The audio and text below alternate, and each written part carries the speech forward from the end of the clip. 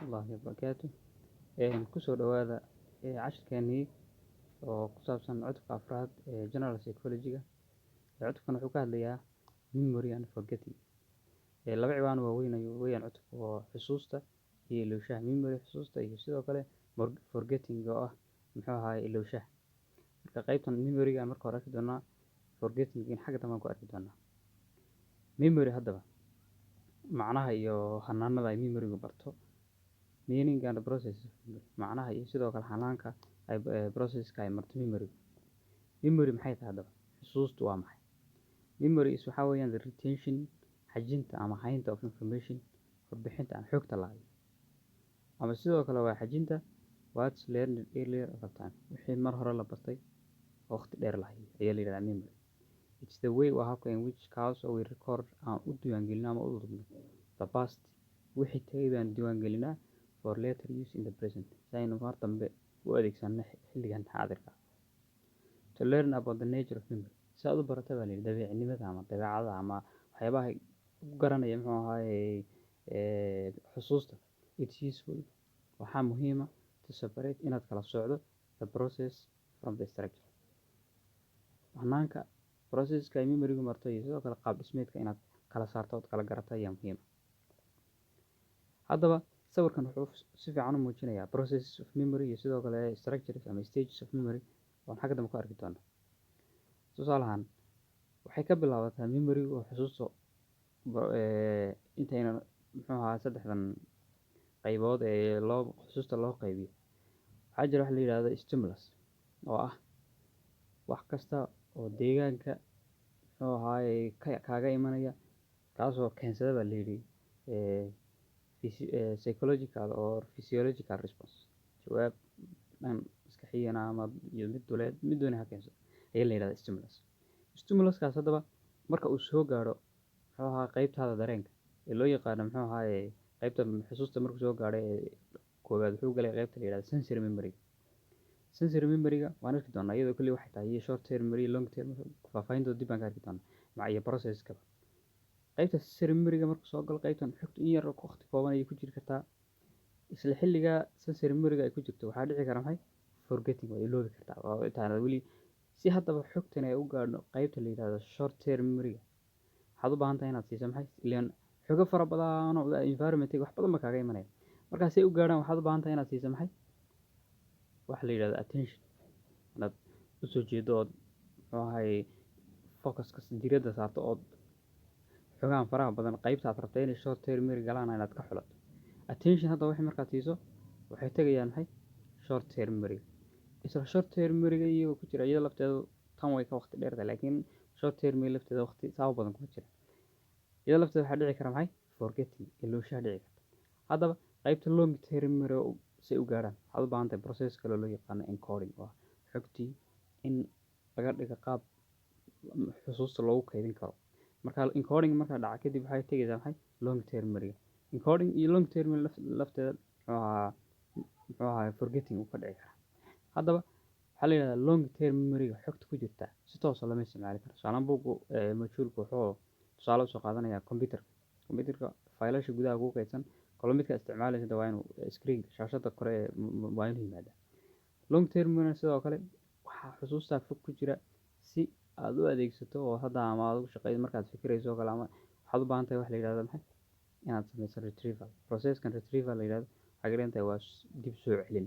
Xogtii long term memory ku jirta dib u soo celinaysa short term memory si loo adeegsado. Marka process of memory waa iyo si fiican qara.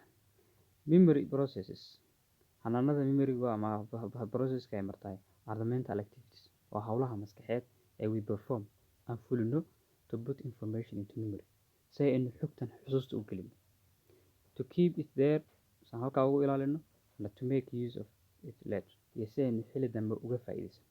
Haddaba this involves three basic steps. Waxaa la yidhi processkani 3 tallaabo ayuu maraa. Encoding oo taas storage iyo retrieval. Haddaba encoding maxay tahay? Waxaa la yidhi taken from computer science. Ereygan waxaa laga soo qaatay computer science. The term encoding refers to the form waxay ka dhigan tahay baa la yidhi ereygani qaabka in which kaasoo an item of information is to be placed in a memory. Qaabka ay tahay shay ka tirsan xogta qaabka loogu kaydiyo memoryga ayaa la yidhahdaa maxay encoding. It's the process by which information is initially recorded in a form usable to memory. Waa processka baa la yidhi xogta marka u horeysaba loogu duubo qaab loo adeegsan karo xusuusta. In encoding we transform a sensory input gashiga ama waxyaabaha dareenwadka dibadda inooga imanaya ayaa encoding dhexdiisa waxaan u rognaa baa lagu bedelaa into a form qaab or memory code ama code xusuuseed that can be further processed kaasoo si area oo sii process garayn karo oo maskaxda ay usii falanqayn karto. muxuu ahaayey tallaabada labaadna waxaa waye storage.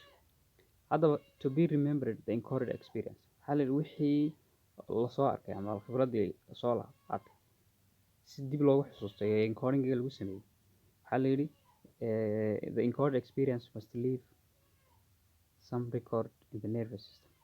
waxaa la yidhi experiencing la encode gareeyay la duubay muxuu ahaay maskaxda qaabka laga dhigay loo kaydin karo laga dhigay must leave some record. waa inay kaga tagta baa la yidhi diiwaan in the nervous system hanaanka dareenwadka waa inay kaga tagto oo memory trace wax la yidhaahdo ama raad xusuuseed waa inay kaga tagto si dib loo xusuusto.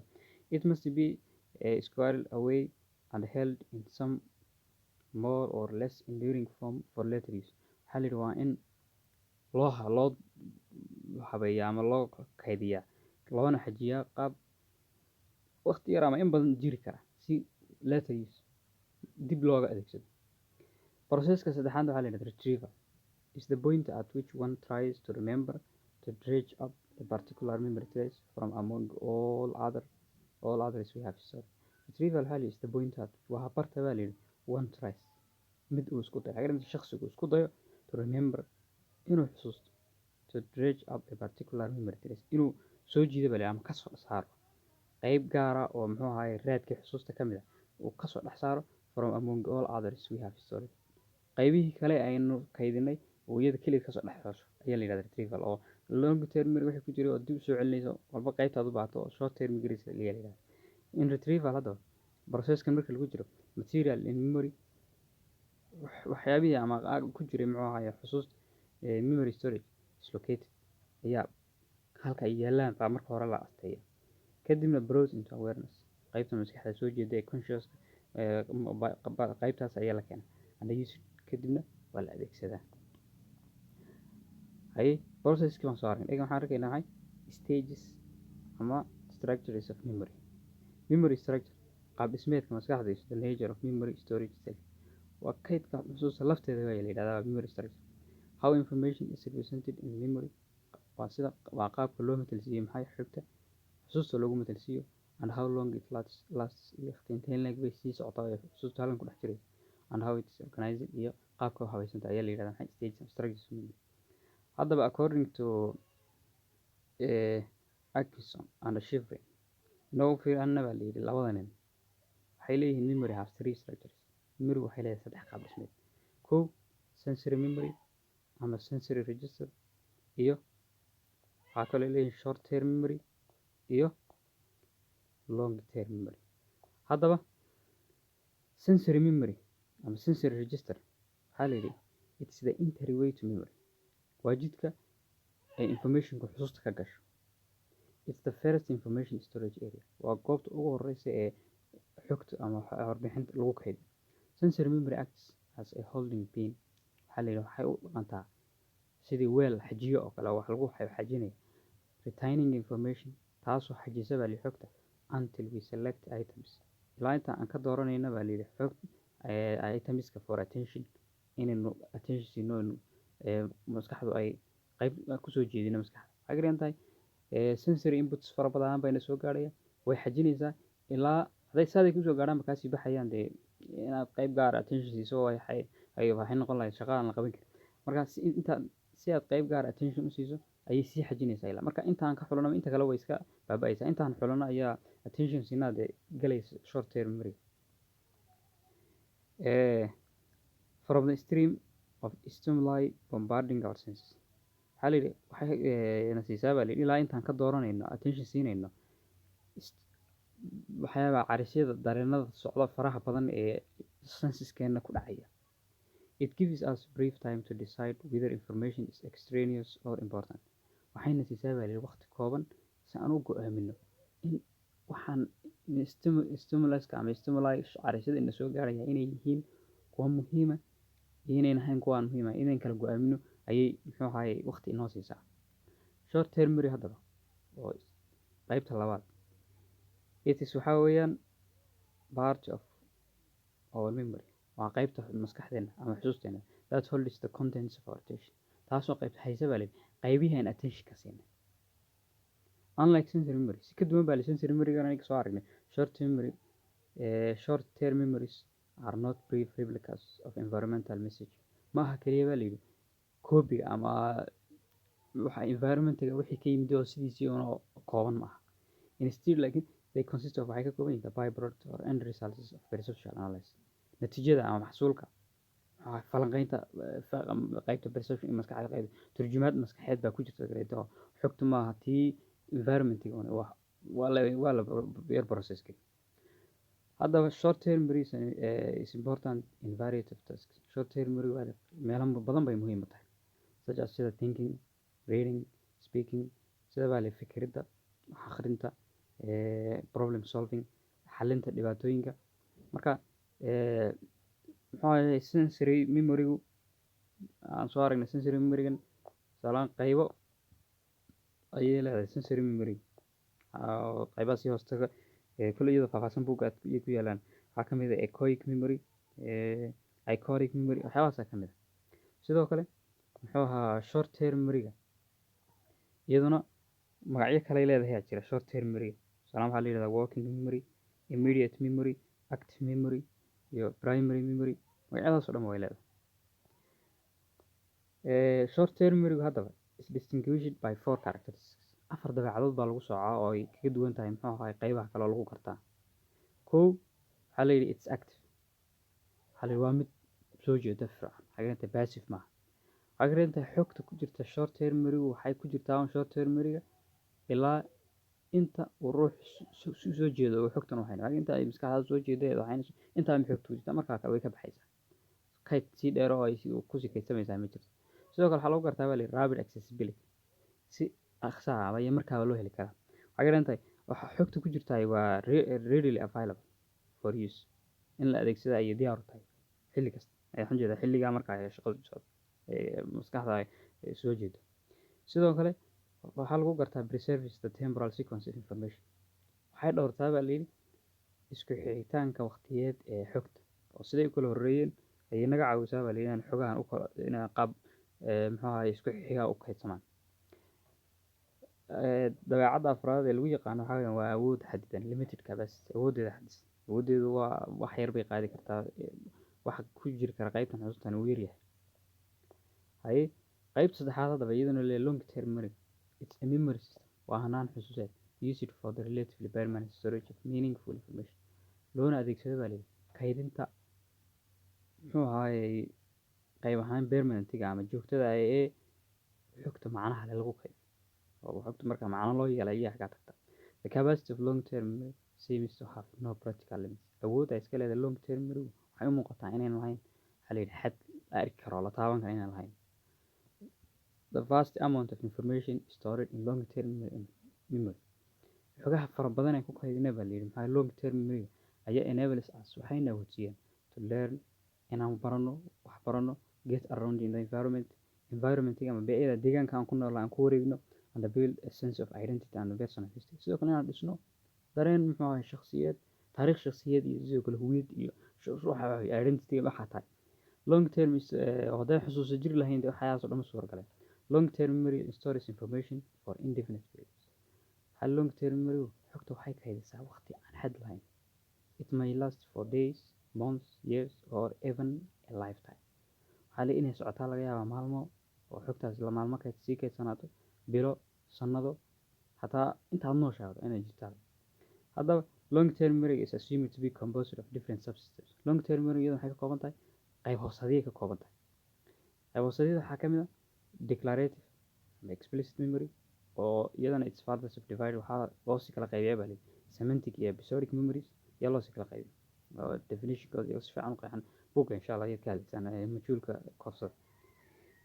qaybta labaad iyadana loo qaybiyay long term memory waa maxay? waa non-declarative ama implicit memory. waxaa jira hadda waxa la yidhaahdo serial position effect. saameynta ay iska leedahay muxuu ahay shaygu uu wax la tahay oo isku tiro ama tirahaada wax taxan booska uu kaga jiro ay xusuusta saameyn bay ku leedahay. waxaa la yidhahda three box model of memory is often invoked to explain interesting phenomenon called the serial position effect. waxaa la yidhi modelkan saddex sanduuqa three box modelka waa wixii anaga short term long wixii waya saddexdaas weya ayaa inta badan baa la yidhi la cuskada ama la si loogu sharxo muxuu ahay dhacdo cajiib oo lagu magacaabo maxay serial position effect. Soalan, if you are shown a list of items, waxaa la yidhi haddii lagu tuso shayaal tax ah oo la tahay and then asked kadibna lagu weydiiyey baa la yidhi immediately si dhaqso ah to recall them inaad xusuusato shayaasha lagu taxay wada xusuuso lagu yidhahdo your retention of any particular item will depend on its position in the list. xajinta ay maskaxdaadu xajinayso shay gaar ah waxay markasta ku xiran tahay baa la yidhi shaygaas booska uu kaga jiray listiga ma u horreeyey ma u dambeeyey ma dhexda ku jira xagaas ku xiran tahay. That's time waxay ka dhigan tahay recall will be best. dib xusuushadu waxay aad u wanaagsanaadood markaa si fiican u xusan for items at the beginning of the list. shayaasha ku jira baa la yidhi bilowga taxa waxaa la yidhahdaa waa la yidhahdaa the primacy effect. saameynta horaadku ay leedahay horaansho ay leedahay and at the end iyo sidoo kale dhammaadka of the list iyo sidoo kale shayaasha ku jira baa la yidhi dhammaadka taxa ayaa iyaguna si fiican aad u xusuusan waxaa la yidhahdaa recency effect. marka haddii la sawiro baa la yidhi retention xajinta itemska haddii la sawiro baa la exploited oo graph lagu muujiyo result waxay noqon baa u shaped curve xariiq xoodan oo qaabka u-da u samaysan oo kale. tusaalahan waa kan primacy effect iyo maxay recency effect. primacy effect xaggana waxa waa recency effect oo wuxuu yeelanayaa maxaa qaabkii sidii oo kale. tusaalaha waa ka xusuusta u weeyaan waxay ka dhigan tahay primacy iyo recency-ga ayaa ugu muxuu ahaay ayaa ugu yay xusuustaadu aad u badnaanaysaa kuwa kalena midba midka uu muxuu ahaay dhaxda uga sii dhow yahay xusuustiisu ka yaraanaysaa. marka graafkaas wuxuu muujinayaa maxay qaabka u shaped inuu noqonayo muxuu ahaay xariiq haddii lagu sawiro xusuustii oo primacy iyo recency inta kale lama intuu marka wax shay listiga xagga horeysa kaga jiray iyo shayga xagga u dambeysa ka jiray ayaa xusuusta inaad dib xusuusato haddii lagu weydiiyo ay fududaanaysaa. haddaba waxyaaba waxaa jira saameyn ku yeesha maxay factories saameyn ku yeesha ayaa jira muxuu ahaay xusuusta. waxaa ka mid ah 11 factories that influence memory process in humans are as follows. 11 saameeyaal oo saameyn ku leh baa leeyahay hanaanka xusuusta ee bini'aadamka waxaa ku noqon soo socda. ta koowaad waxaa weeyaan waa ability to retain awoodda aad u leedahay baa inaad xajiso. waxaa la yidhi awoodda aad u leedahay inaad xajiso saameyn bay ku leedahay xusuusta. sidoo kale good health caafimaadka wanaagsan waxay ka ruuxa xaaladiisa caafimaad ay fiican tahay ruuxa kale isku si wax uma xajin karaan. age of the learner da'da ruuxa bartay waxay ka ciyaalka yaryar baa si fiican u xusuusan kara yaa ka xusuus fiican dadka waaweyn. waxaa kaloo saameyn ku leh maturity qaangaadhka carruurta aadka u sii yar baa la yidhi waxyaabaha qaarkood complexiga ama kan xoogaa ma xusuusan karaan. sidoo kale waxaa saameyn ku leh will to remember doonitaanka ah inaad waxaan xusuusato haddaad marka hore diyaar u yahay willingness iyaguna saameyn bay ku leedahay. intelligence caqligana sidoo kale waxaa la yidhaha saameyn bay ku leedahay ruux ka caqli badan yahay ka xusuus fiican yahay la yidhaha. interest xiisaha shaygaad aad u danaynayso iyo shay kale isku sii marka dambe ma xusuusanayso. overlearning barasho waqti badan aad barata waxay inaad ku celceliso iyada lafteeda saameyn bay ku yeelata xusuusta. speed of learning xawaaraha aad waxaan ku baranaysan iyaduna saameyn bay leedahay si dhaqsaa waxaad u barataa ayaa markasta ka fiican hay yaa xusuusta ku fiican haddii u xusuusato. meaningfulness of the material macnaha iska leedahay waxaanaad baranayso laftiisu saameyn bay ku leedahay. waxaana hadaad qaleyl ku qabato iyo hadaad macnihiisii ku qabato isku xusuus ma noqonayo. sidoo kale waxaa saameyn ku yeesha oo maxaa sleep or rest seexashada ama sidoo kale muxuu ahaayey nasashada markaad wax yar akhridaba haddaad in yar seexato ama aad nasato xusuusta ayay faa'iido u leedahay dib wixii inaad ka xusuusato. haddaba halkaa waxaa ku dhamaaday maxay memory qaybta labaad ee cutubkaada waxaa weeye forgetting ilowshaha. forgetting meaning and the concepts of forgetting macnaha iyo aragtiyaha guud ee ku saabsan ama concepts ku saabsan maxay forgetting. haddaba forgetting maxaa la yidhahdaa psychologists generally use the term forgetting. psychologiyanada guud ahaan waxay u isticmaalaan baa la yidhi ereyga ama tibixda forgetting ilowsha to refer to the apparent loss of information. si ay ugu tixraacaan baa la yidhi lumitaanka muuqda ee xogta already encoded, xogtii mar hore lagu duubay ama story lagu keydiyey in the long term memory. maskaxda qaybta long term xogtii lagu keydiyo lunta ayaa la yidhahdaa ilowsha la yidhahdaa. haddaba waxaa jira aragtiyo ku saabsan muxuu ahaaye ilowshaha, theories of forgetting, aragtiyaha ilowshaha. Psychologists have proposed, waxay soo saareen 5 mechanisms, 5 hab to account for forgetting, oo ay ku sharxayaan baa layidhi ilowshaha. marka 5ta aragtiyood waxay kala yihiin waa decay, replacement of old memories by new ones, interference, motivated forgetting, and the key dependent forgetting. mid baan haddaba arkaynaa. ta koobaad ee la yidhahda muxuu ahaay the decay theory, aragtida waxaa la burburitaanka oo xogtii kaydsanayeen iska burburtoon.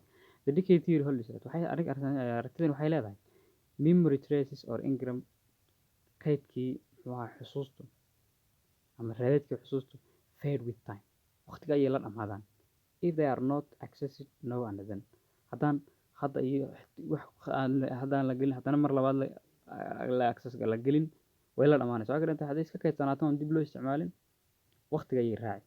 this explanation assumes that, qeexdan waxay kasoo qaadaysaa baa layidhi that when new material is learned, marka wax cusub la barto a memory trace or engram, raad xusuuseed an actual physical change in the brain, kaasoo ah baa layidhi isbedel duleed oo maskaxda ku yimaada ayaa occurs dhaca. haddaba indicate aragtidan the trace simply fades away, aragtidan waxay leedahay tracekii ama raadkii xusuusta ee ku kaydsanaa maskaxda simply fades away with nothing left behind, si uu iska dhamaadaa baa layidhi waqtigu la dhamaadaa isagoon waxba ka hadhin, waa shayna uuna meesha ku hadhin because of the passage of time, waqtiga maraya daraaddeed. maadaama waqti kasoo wareegay daraaddeed wixii baad iska iloobaysaa haddaan kolba dib loo aan adeegsanin. qaybta labaad waxaa weeyaan interference theory holds that, waxay leedahay forgetting occurs, ilowshuhu wuxuu dhacaa because of the similar items of information, shayyaal ama xogo oo isku mid ah ayaa interfere with one another, ayaa midba mid kale u farageliya in either storage or retrieval, labadan process mid marka la kaydinayo ama marka dambe dib loo soo celinayo ayaa la geliya, oo laba xogood oo isku mid ah ayaa la caqabad ku noqota inaad mid kale inaad xusuusato tii kale. oo the information may get into memory, waxaa laga yaabaa baa xogtii inay memorygaaga gashayba, but it becomes confused, laakiin ay ku wareertay ama ay isku wareereen with other information, xog kale oo isu egyihiin. there are 2 kinds of interference with that influence forgetting, waxaa jira baa laba nooc oo interference oo saameyn ku yeesha forgetting. marka waxaa la yidhahdaa proactive iyo retroactive. in proactive interference tan waxaa la yidhi information learned earlier, xog waxaad xilli hore baratay ayaa interference waxay faragelisaa with the call of new material, shay cusub inaad xusuusato, shay cusub oo eega baratay inaad dib u xusuusato ayaa waxaa caqabad ku noqonaya oo faragelinaya ku aad mar hore baratay, taa waxaa la yidhahdaa proactive. sidoo kale if new information interferes, tu cusub hadday farageliso waxay ka dhigan tahay caqabad ku noqoto with the ability to remember old information, awooddii aad u lahayd inaad xusuusato xog hore. interferencega noocaas waxaa la yidhahdaa maxay retroactive interference baa layidhahdaa. aragtida saddexaad ee forgetting waxaa la yidhahdaa new memory for old ama displacement theory, xog cusub oo xogtii duugaad meesha kala baxaysa ama aragti isbedelitaanka barabixinta wala tii hore meesha laga saaro. this theory holds that, waxay leedahay aragtidani the new information entering memory, xog cusub oo galaysa baa layidhi muxuu ahaay xogtu can wipe out old information, waxay meesha ka saari kartaa xogtii hore, just as recording an audio or video tape will obliterate or wipe out the original material. sida baa layidhi qalabyadan lagu duubo codadka iyo videooyinku ay meesha uga saari karaan wixii hore, sanaada storage qaadi waayo wixii hore meesha ka baxo qalba waxa cusub uu galay. this theory is mostly associated with short term memory, aragtida inta badan waxaa la xiriyaa baa layidhi short term memory oo dee capacity-geed maadaama aad u yaryahay wixii hore kuma sii jiri karo waxa cusub yimaado, marka booska waa inuu u baneeyo qaybta ka barabaxda meesha. where the capacity for information is limited to 7 plus or minus chunks, taasoo baa layidhi awoodda short term memory, taasoo awoodeedu ay ku xadidan tahay maxay chunkska 7 ilaa 5. waa aragtidan waxay xagga hore ku taallay chunk waxaa la yidhahdaa tusaale short term memory-ga dhibaatada ah inay wax yar keento si loo xaliyo waxaa la adeegsadaa chunking. wax la yidhahdo chunking waxaa weeyaan xogo fara badan yaa la isku qaban oo hal la iskaga dhigi kadib maskaxda hal ahaan bay ugu kaydsan yihiin laakiin wax fara badan waa muxuu ahaayey chunk marka wuxuu noqon karaa ama ereyba ama word aad ku xusuusanaysaa wax fara badan marka wixii la isugu geeyo haddana hal loo kaydiyo. It cannot be associated with the long laakiin lama xidhiidhin karaa baa la yidhi maxaa yeelay aragtidan oo displacement theory-ga long term memory because of its virtually unlimited capacity sababtoo awooddeeda aan xadidnayn daraaddeed iyadoo lama xidhiidhin karo dee xog cusub kastoo ay qaadi kartaa oo displacement uma baahno. Motivated forgetting aragtida afraad waxaa la yidhahdaa motivated forgetting. Sigmund Freud ninka la yidhahdo maintained that people forget wuxuu sheegay baa la yidhi ama uu muxuu xoojiyey in dadku ay u iloobaan because they block from consciousness waxay qaybta baraaruga inay timaado ka xidhaan those memories xusuusaha that are too threatening or painful to live with kuwaasoo baa la yidhi aad khatar u ah ama xanuun leh in lala noolaado xusuusaha xanuun kale ee ruux la noolaan karin buu iska xidhaa inay yimaadaanba qaybtiisa maskaxda ee baraaruga and he called this self protective process hanaankan ruuxa laftiisa xusuusaha dhibaatada iskaga ilaalinaya ayuu wuxuu ku magacaabay repression today laakiin maanta waxaa la yidhi psychologiyaano badani prefer waxay door bidaan to use inay isticmaalaan a more general term tibix guud oo ka macno weyn oo la yidhahdo motivated forgetting preparation ma isticmaalaan motivated forgetting tan shanaadna waxaa la yidhahdaa cue dependent forgetting ilowshaha ku tiirsan maxay ku tiirsan muxuu ahaa fahan ama tilmaanta ku tiirsan often when we need to remember badanaa baa markaan u baahno inaan xusuusan we rely on retrieval cues waxaan isku halaynaa baa layidhi tilmaamaha dib u soo celineed oo wax shay markaad shaygan xusuusanay aad baranaysay la socday ayaa ku noqonaya tilmaan ama retrieval cue ku noqonaya items of information that can help us find the specific information we are looking for cues waxaa la yidhahdaa waa items of information waa shayaasha xogaha that can help us kuwaasoo inaga caawin kara find inaan helno the specific information we are looking for xogta gaarkaan raadinayno when we lack retrieval cues markaan weyna baa la yidhi retrieval cues tilmaamahan faham markaan weyno ama tilmaamaha wax soo celinta dib soo celinta iyo markaan weyna baa we may feel as if we have lost the call number for an entry in the mind's library sidii inagoo muxuu ahay nambarkii aan ku gelnay ama nambarkii wicitaanka aan ku gelnay muxuu ahay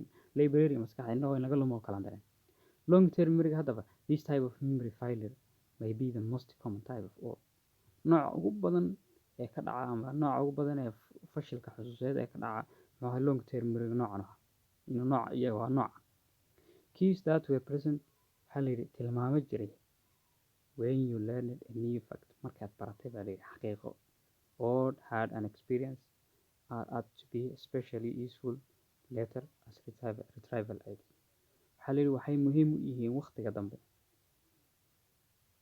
dambe ayay muhiim yihiin baa la yidhi si aad dib u soo celinta ay kaaga caawin ayay muhiim u yihiin oo tusaale ahaan wuxuu leeyahay boog tusaalayaasha soo qaadanaya waxaa ka mid a majhuulka waxaa weeyaan tusaale wuxuu leeyahay adiga oo sirqaansanaa hadday wax dhaco waxayna dib u xusuusatahay waxay aad suuragal u tahay haddaad mar labaad sirqaansan tahay adoo iska caadiya marka xaaladii aad markii ku jirtay waxaan markuu dhacaya xaaladaad ku jirtay xaalad la mida markaad ku jirto ayay suuragal tahay wixii marka xaaladda aad ku jirtay waa maxay waa tilmaam waa cue kaa caawinaya maxay xusuus haddaba maskaxda improving memory horumarinta muxuu ahaaye maskaxda in la horumariyo waxaa jira haddaba general guidelines muxuu ahaa jihooyin guud oo la raaco si loo horumariyo maxay xusuustaada kow by attention waxaa la yidhi attention si fiican focus usoo jeedi waxaa la yidhi dadku inta badan waxaa laga yaabaa waxay la xusuusan waayaan waxaa dhici karta in marka horeba xogta inuu attention si tan labaad ee kaa caawin karta waxaa weeyaan encode information in more than one way xogta baa la yidhi waxaad u encode garaysaa ama u diiwaangelisaa qaabab kala duwan taasina way kaa caawin kartaa waxaa kaloo kaa caawin kara add meaning macna ku dar macna u samee wax macna leh maskaxda waxa macnaha leh ayaa si fiican ugu kaydsamay waxaan macnaha lahayn dee way adkaanaysaa inaad si fiican u kaydso marka meaningiga salaan waxaad u bilaa macno yahay long term memory inta badan waxa meaningful ayay keenaysaa sidoo kale waxaa la yidhi take your time waqtigaa qaado waxay ka dhigan tahay xogihiina iska dhex galaan ka ilaali oo waxaanad waqti u kala dhexaysii waqti nasasho ama seexasho wax u dhexaysii waxaa kaloo kaa caawin karta maxay overload in badan wixii ku celceli barashada marba waxaad ku celceliso xusuusteeda soo celinayaan. Waxaa kaloo kaa caawin kara maxay monitor your learning oo ahay la soco baa qaabka wax baranayso ishubee ku celcelinta iyo sidoo kale wax inaad si waqti dib u fiiriso la socoshada inaad qaabka wax baranayso iyadana sidoo kale kaa caawin. Marka 6 step iyo kuwa kale haday jiraan ayaa kaa caawinaya maxay pay attention, encode information in more than one way, add meaning, take your time, overlearn, monitor your learning. taas ayaa kaa caawinaya. Marka halkaas ayuu ku eegaya cutubkeeni insha Allah wixii faahfaahina xaggan hoose video description ayaad ka heleysaan muxuu ahaa dad u baahantiin kulli aan waxaan kula talinayaa inaad buug caadiga akhridaan majhuulka laakiin PowerPoint-ga aan soo koobay ka akhriya halkan hoose iyo linkigiisa idin soo dhigayo halkaas ruuxii u baahan kala degaya. Assalaamu calaykum waraxmatullaahi wabarakaatuh.